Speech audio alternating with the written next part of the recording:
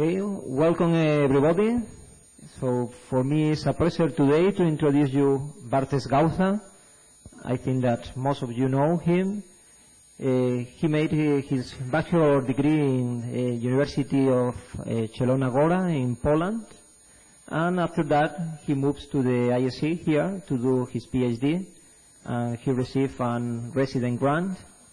Well, he's doing the PhD, in fact, with Rafael Rebolo and myself, and he's in the last year of his PhD. What I think is going to be a very successful PhD, and I hope it will finish this year. And today he's going to explain what I think is one of the most interesting results of his PhD, and is the discovery of a very interesting exoplanet. In fact, I think it's currently is the closest exoplanet that we know, and we have been able to characterize using imaging and also spectroscopy. And I think that I hope it also will be a very important object for the characterization of exoplanet atmospheres. So, Bartek? Okay, I think this is working, or can you hear me? Oh, hello everybody, and thank you for coming, especially that this is the second talk in a row today. And I would like to present you one particular object that we have recently identified in our substellar group here at the AIC, and also with a collaboration with Antonio Pérez Garrido from the Institute of Cartagena, and Maria Rosa Zapatero Osorio from Institute of Astrobiology in Madrid. Well, here you can see the outline. I will start with the introduction, reminding the basic characteristics of substellar objects. I will describe briefly our main source of data that we are using in our search, which is the VISTA Hemisphere Survey. I will talk about how the VHS J1256 system has been identified, and what properties of this system, of the two components of the system, we were able to characterize so far.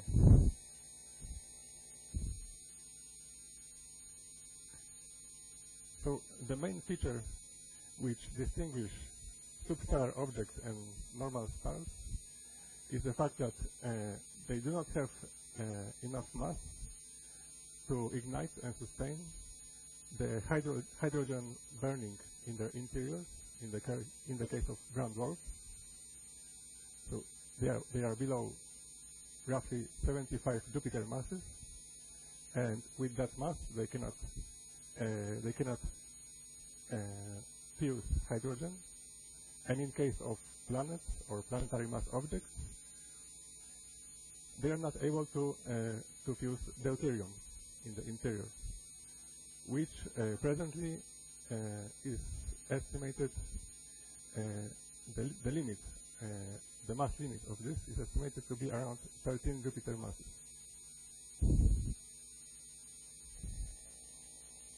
And without that internal source of energy, substellar objects just basically during the evolution get colder and fade down.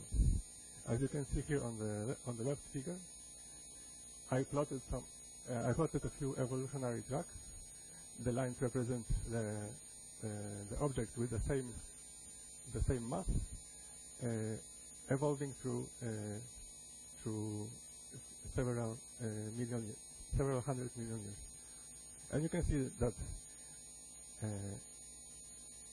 in the two top lines, these are still normal stars, which after some time they reach a more or less constant level of luminosity. It's when they simply get to the main sequence and stay there for most of their lifetime. But for the lower masses, as you can see, the luminosity goes down quite fast. In short time scales, less than roughly 1 gigayear in this case. So what I wanted to say is that below this limit, below the substellar limit, knowing the luminosity, we cannot find what is the mass of the object or what is the temperature of the object if we do not have any information of the age. Because, for example, an object for which we measure a luminosity of, let's say, log G minus 4.5, it can be a 10 Jupiter mass object below 100 million years, or it can be a star with a few gigayears. So to overcome this intrinsic degeneracy between mass and luminosity, we need to have some information on the age of the object. And here on the right figure, it's a similar plot with also isomass from the age and the temperature. Just to show you the regions of the temperatures which are thought to be of given spectral types of M, L, T, and Y dwarfs.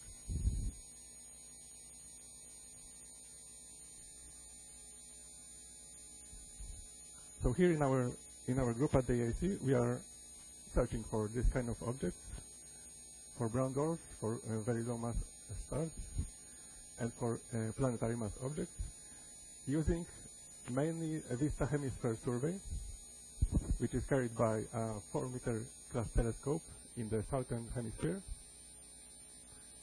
VHS, which stands for Vista Hemisphere Survey, is going to cover the entire southern hemisphere in the 2 filters, in the near infrared, in the J and K, going roughly 30 times deeper than the previous large area sky surveys like TUMAS or DENIS.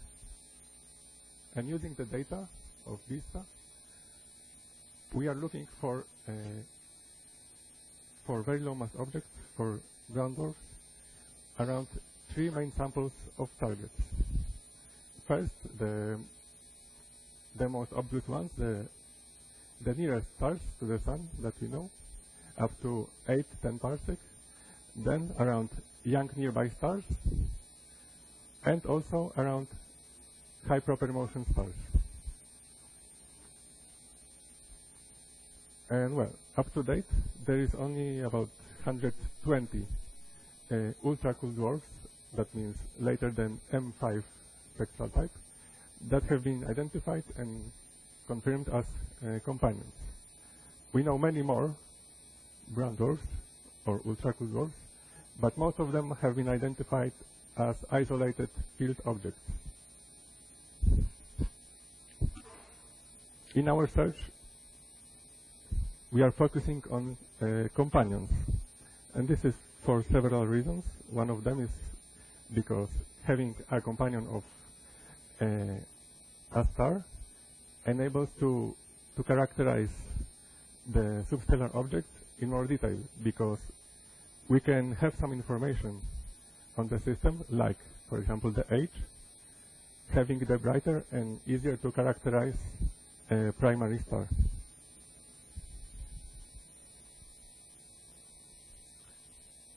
And this is the pair of objects that I will be talking about today. We have identified it from our catalog of high proper motion stars, which we have produced by correlating the VHS catalog with the TUMAS. We have selected the objects that were moving more than 0.2 arc seconds per year, and within that list, we were looking for objects that were that had common proper motion. So basically, that they were moving together. And this is one of the candidates that we have identified in this search. Here you can see the Vista images in Y, J, H, and K filters, showing the primary and the fainter companion. located at about 8 arc seconds of separation. The primary is in J11 magnitudes, a companion roughly 6 magnitude fainter, J17. And as you can see in the bottom figure here, which is a proper motion diagram, all the dots here that are in the center are the field stars around 1 degree radius around the primary, which basically show average zero motion. They are not moving. And the two components of the system that are shown in the image that you can see here are moving together, are co-moving. So when we selected these candidates, first thing that we did is we went to follow up them, obtaining low resolution spectroscopy. Here you can see on the top spectrum of the primary star and on the bottom of the companion. We obtained an optical spectra in the range of 0.5 to 1 micron using Osiris in the GTC, and near-infrared spectrum up to 2.4 microns using a SOFI instrument at the NTT. So well, here I could say that the primary looked to us more or less familiar.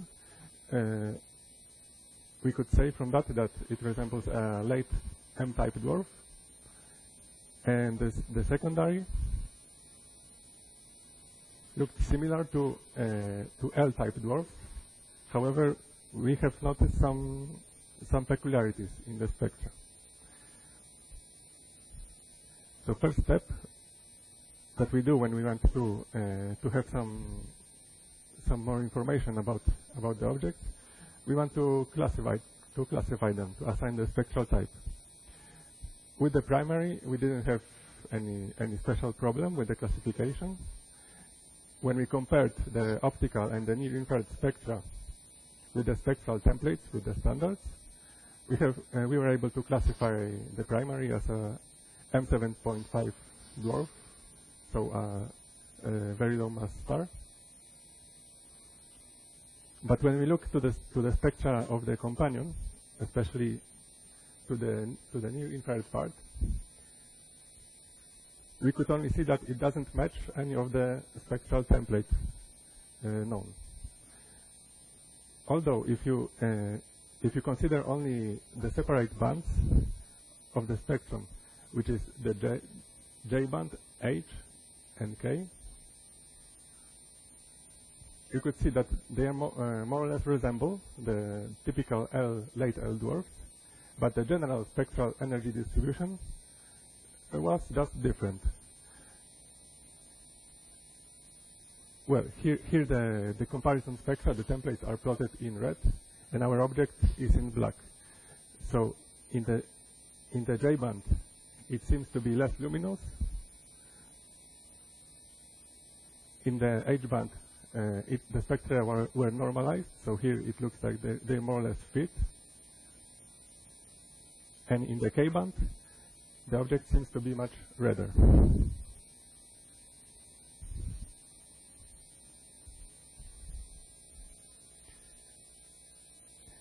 But later, when we compared the spectrum of the companion with the spectra of the known young L-type objects, which have been already identified and classified to have ages below hundreds of millions of years, we could find a good match of them. In fact, the best one, which is the bottom one, is a comparison with an L7 type object, PSO J1318.5, which is a known free-floating planet of about 6 Jupiter masses, and it has 12 million years. So from that, we had a hint that the system and the companion can have a very young age.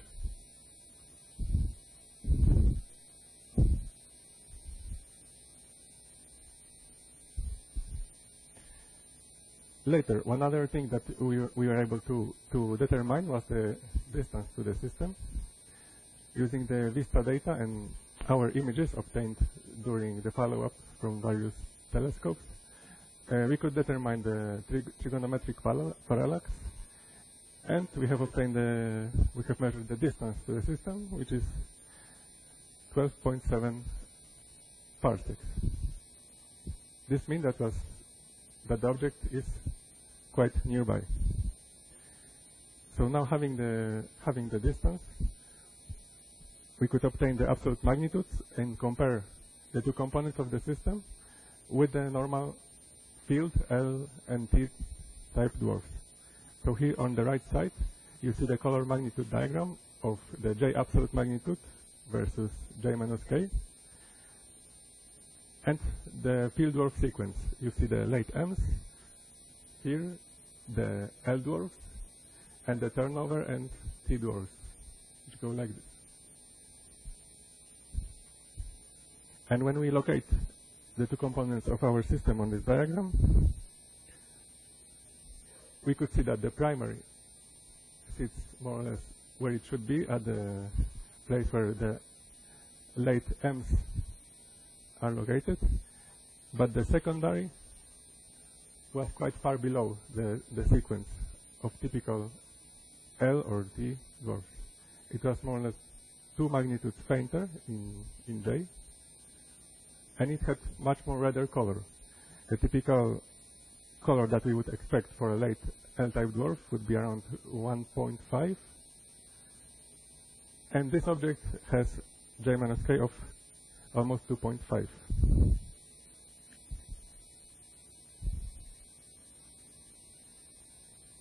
Later, when we compare to other known young objects which have very low mass, planetary mass objects, we could see that the object coincides with, for example, with the known 2-mass 1207b, which is also a directly imaged planet, and HR 8799b, which is almost exactly at the same place.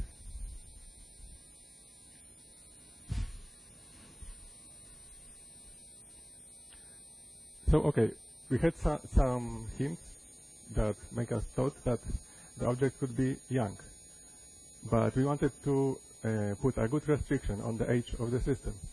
So what we tried to do, we obtained the high-resolution spectra, the optical of the primary, to try if we can measure some features that will enable us to constrain firmly the age. So here you can see the VLT UV spectra of the primary with a resolution of about 40,000. And what we could see is that there is a strong emission of Balmer series lines,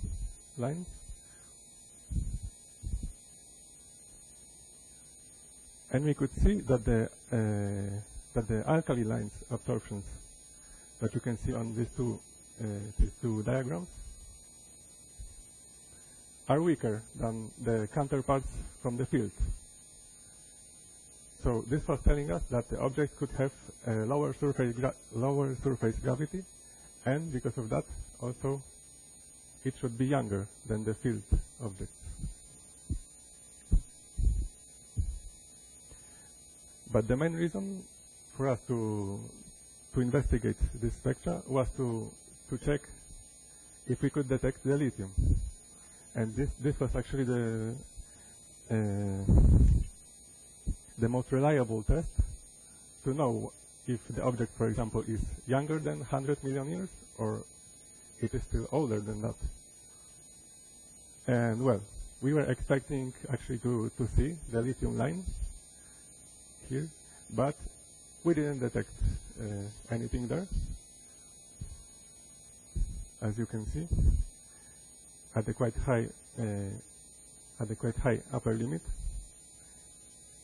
And with this, we could say that the primary has to be older than 150 million years, because we know that from the theoretical studies and also from observations of young clusters, that this fragile element is destroyed in the interior of stars that would have this temperature of typical M7 dwarf of around 2600 kelvins, that it will be destroyed up to 150 million years.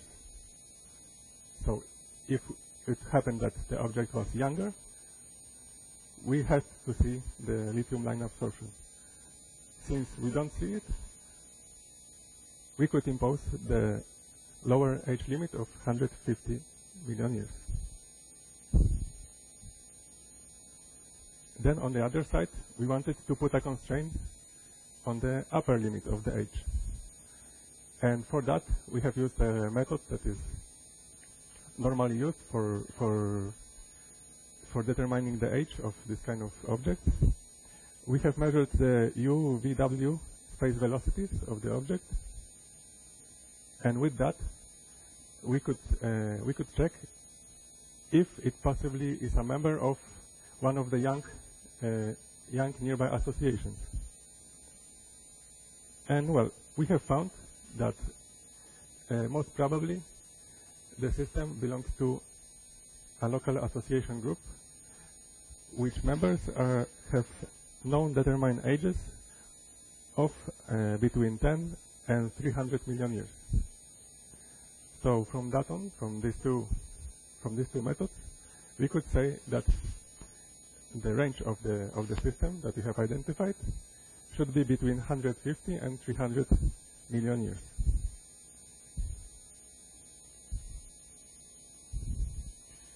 So okay, having this information on the luminosity and also on the age, comparing with evolutionary models, we could determine what are the masses and the temperatures of the two components. So as you can see, the values in the table that I put, we estimated for the primary around 80 Jupiter masses, which is close to the borderline between stars and brown dwarfs. And for the companion, we estimated a mass of around 11.5 Jupiter masses, so close to the deuterium burning mass limit. And about the temperatures, for the primary, we obtained more or less what is expected for this spectral type, around 2,600 kelvins. And for the companion, according to the models, we got a temperature of around 900 kelvins.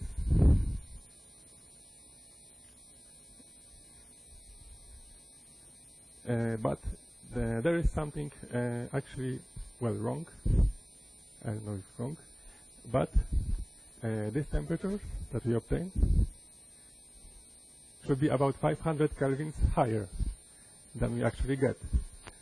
And what I mean is that if we have classified the companion as an L-type object, we know that it should have a temperature in certain range. It will be for sure above 1,300, 1,600 kelvins. In this case, it's much lower.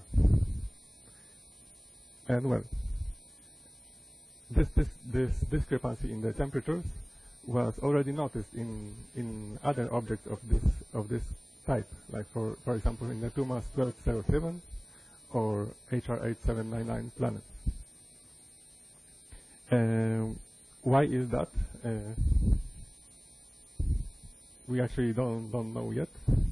We have some let's say speculations that may explain why the object is unusually red in the infrared, and why its temperature is lower than expected, which could be, for example, a presence of disk surrounding the object at young ages, for example.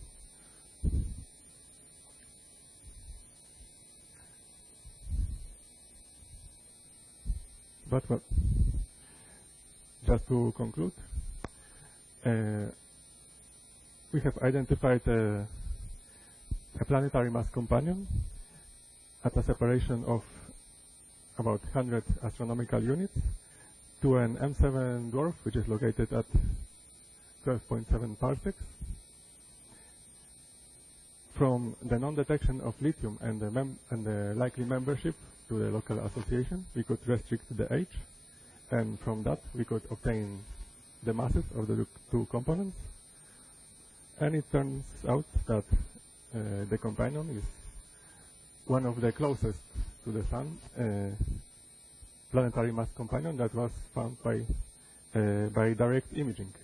And the fact that it is relatively nearby, comparing to other objects found with this method, and that is also relatively bright because of that, it enables us to study in quite good details, and also it makes the object, I think, interesting to follow up, to search, to observe it with other methods, to try to investigate and characterize in more detail. And well, just for the end, I tried to compile a photo album of the known directly imaged planetary mass companions. Well, as you can see, most of them could have been imaged only because of use of special techniques, adaptive optics or special observing techniques. And well, here is our binary VHS 1207 with the companion. And I think I will stop here. Thank you.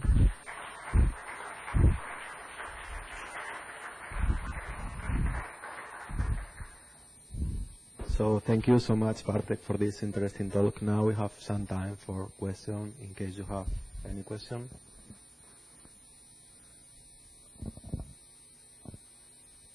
Yeah. I would like to ask about the other possible explanation of the low temperature of the companion. I mean the low 500 kelvins lower than you expected that it should be. You mentioned that one of the possibilities is the disk around the and the other? The other? The other possible explanation is, I'm curious.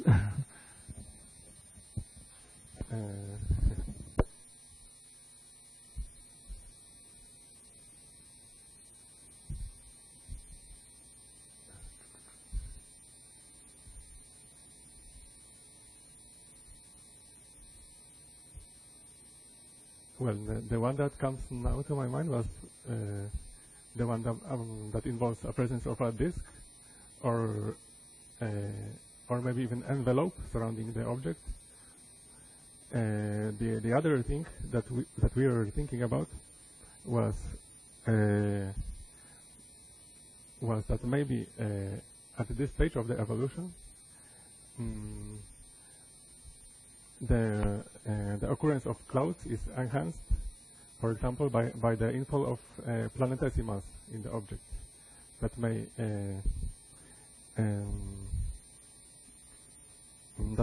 enforce the production of clouds in the object, for example. But these are just speculations at the time.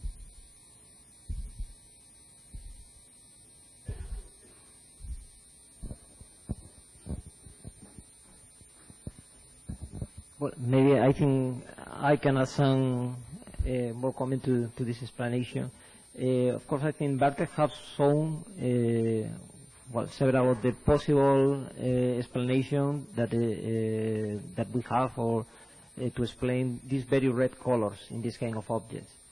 But especially for the discrepancy of effective temperature that appears also in other exoplanets, like the HR 8799 system, I think currently the most effective explanation, or probably one of the possible explanations that is now in some of the papers, is the appearance of disequilibrium chemistry in this kind of objects.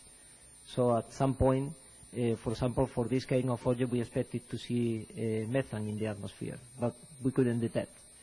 So there are some models that try to explain that we are looking to hotter layers of the atmosphere, and this prevents us to detect the methane, and also indicates the appearance of the object seems to be much hotter than the currently effective temperature of the object.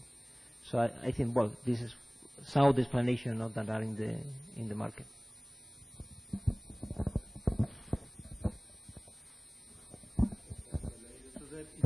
Did you check the photometric brightness of the object is about right for its given age?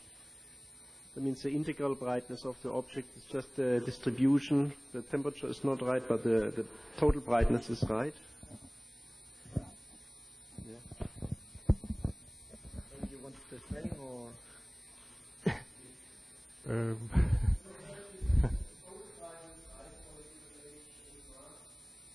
I think the problem here also could be with the spectral classification, actually, because at these young ages, the spectral typing actually may not refer to the temperatures as we thought for field objects. Okay, so what I can tell you is that we think that more or less the luminosity could be more or less well measured, although there could be even emission in the mid-infrared that we are missing. But in principle, we think that the luminosity is something that is, we have observation in several bands, and we can determine properly the luminosity of the object. And also probably the size will be very close to one Jupiter radius, because at this age the objects have contrast enough, and probably have a similar size than the Jupiter. So if you assume this, the effective temperature that you derive is the one that you derive from model, 900 Kelvin. So what this seems to be is that the appearance of the object seems to be hotter than the real temperature or the real effective temperature of the object. So, and this is why some theoretical models of atmosphere have tried to explain this, invoking to the presence of disequilibrium chemistry in the atmospheres of this object. The object seems to be cooler, the effective temperature, than the appearance of the object. So the object doesn't show, for example, methane, and looks like an L dwarf that are typically hotter objects.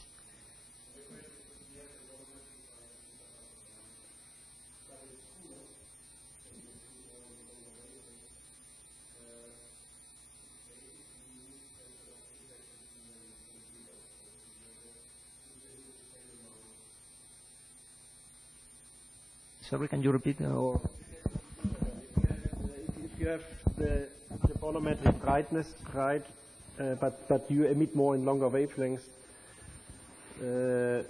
I believe at least that the object then has to be bigger, or at least what the emitter for the longer wavelengths has to be bigger,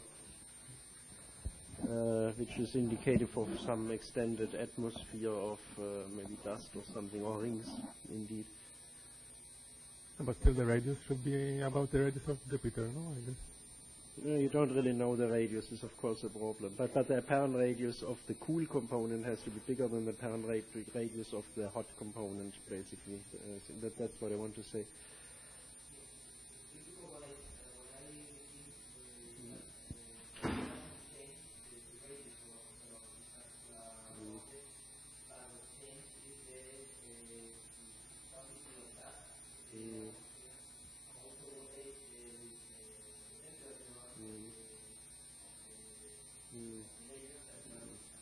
The thing is, you can't just take away some wavelengths, some energy that's being emitted.